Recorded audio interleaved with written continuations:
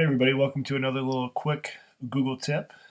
Back in September of last school year, I talked about the Google Explore option in the Google Sheets spread.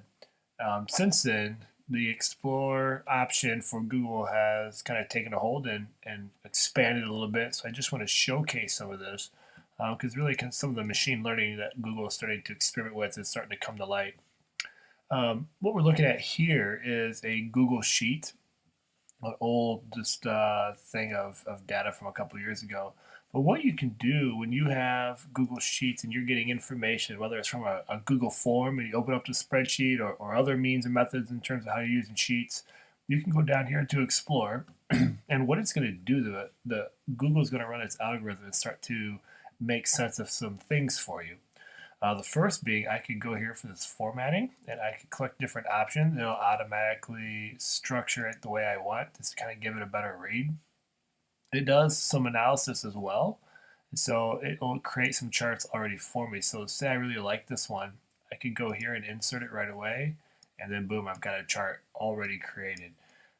Other things that you can do in the Explorer is you can ask it questions. So I could ask a question of some number of respondents. Boom, there it is. It already tells me there's 176. I can ask a variety of questions, and it gives you some sample ones to begin with to kind of take a look at. So that's really helpful. A lot of people are scared of Sheets. They don't really know what to do with it, and now Google has brought in this Explore option to hopefully make your life a little bit easier. The beauty of Explore is that it also is in your Google Docs. So what you may have seen before is there used to be a wonderful option called Research that they have now taken out, and that has caused a bit of an uproar. A lot of people were upset by having that research piece taken out. But here, what Explore does now is I'm working on this document, and if I go to Explore, what it's going to do is it's going to read and kind of pick out keywords. And so over here in these topics, there's happiness, sadness, and wish. So it's reading and picking up key phrases that I'm writing about. And then what you can do is I can click happiness, and it's going to give me some top results and hits from Google right there from the search. I can go into images and import images if I want.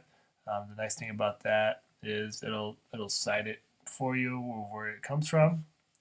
And you could also search within your drive, which hasn't seemed to be working for me lately.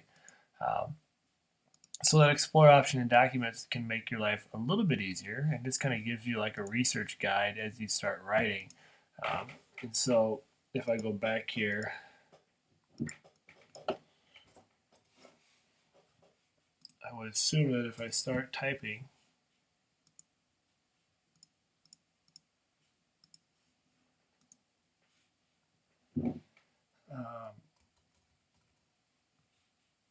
something completely way random, it should adjust here maybe.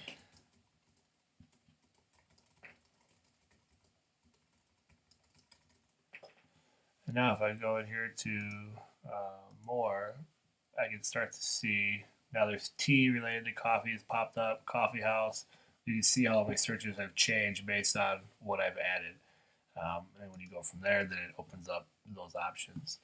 What I really like is the Explore option now in Google. Rarely do I use Google Slides, but I'm using it more and more. And for my recent presentations, for some I gave at a conference, I used the Google Explore. So as I dropped in words and images into a slide, what Explore does is it gives suggestions on how the slide should lay out, and I can pick and choose what I want. So it gives you a bunch of different layouts, which is really, really helpful. Probably what I use Explore for the most at this point in time. But you can go in there and do your searching. Like I could search for Lego just like I did in the Google Doc and get information from the web. I can get images as well as things from my drive. And so I really like this option in Explore. And so each slide I can go through and pick and say, okay, I'm not a fan of that one, but I want to change it. I can pick as I go through. And this has been really helpful just to kind of get some smoother layouts as I'm doing presentations. It just gives me a food for thought of how I could structure information that maybe I didn't think of before. So those are just diving in a little bit into the Google Explorer. As things keep changing and adapting, we got to keep learning. And so we can't get stuck on any one tool always being there, as we've seen the research tool disappear in Google. But now we've seen new options like Explorer kind of take hold. So until the next tip, enjoy. If you're using Explorer in any sort of way, I would love to learn how or see examples, because that would be great for teachers to share and expand their learning. So leave a comment and post, and I look forward to connecting with you in the next episode. Stay awesome.